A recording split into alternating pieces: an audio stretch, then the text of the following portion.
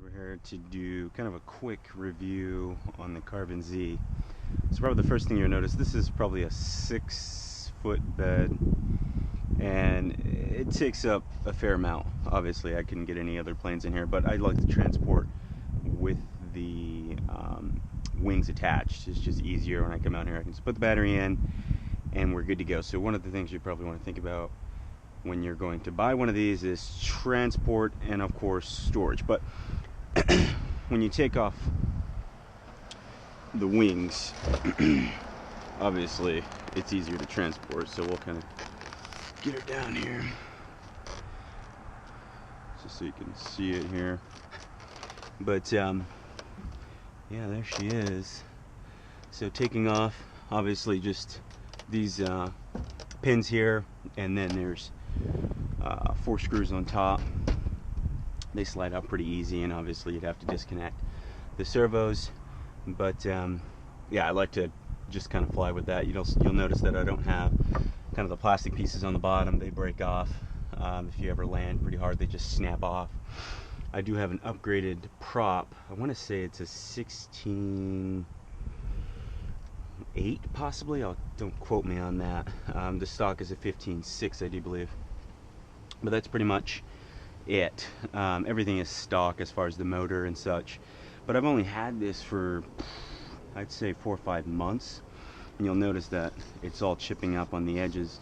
And you'll probably see a lot of videos where they say to get the different battery mounts that are in the inside. I forget the name. I'll put it in the link below. But makes it for a way better installation process, so you're not sticking your hands in there constantly. But just kind of look at this on and off switch, which I come to find actually where even if you have it in the off and you leave the battery in there, I accidentally did that once and it still drains battery slowly, and it pretty much killed my battery. So although it's an off switch, it doesn't actually cut off power 100%.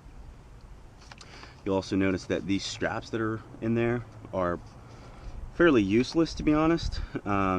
They probably snapped on, I don't know, 4th day. But just putting Velcro on the bottom of your battery. I run a 6-cell, obviously it calls for a 6-cell.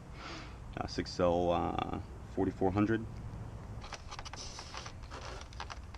Once you put it in there, and you can't dial in the CG every time. If you had that different battery mount, you could probably make sure that your CG is in there, dialed in each time, so you get the same experience of flight.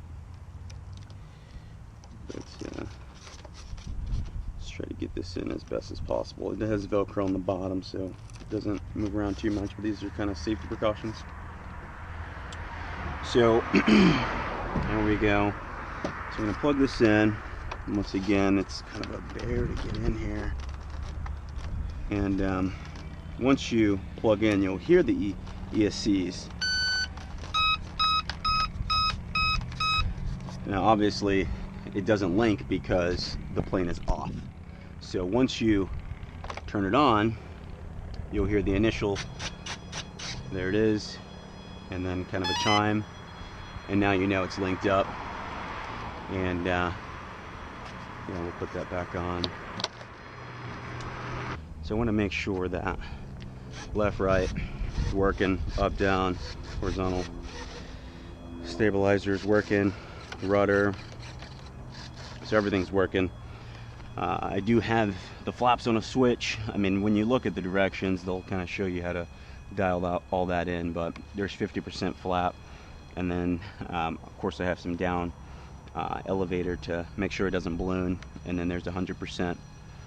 Very important to make sure that you put that down elevator when it goes full flaps or 50% flaps.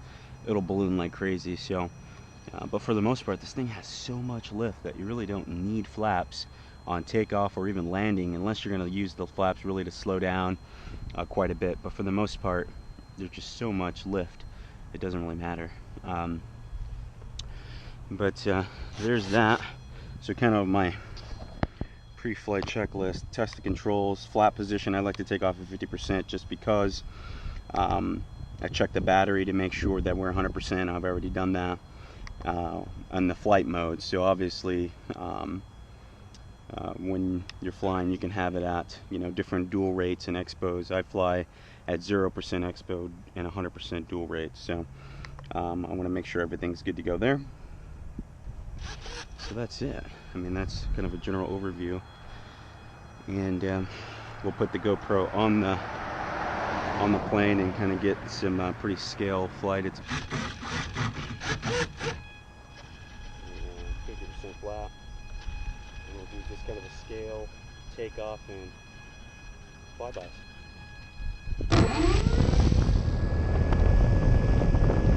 When we're going into the wind, obviously for beginners and such, you always want to fly into the wind to get maximum lift, and we do have winds coming from the south, so we'll try to get it very slow takeoff.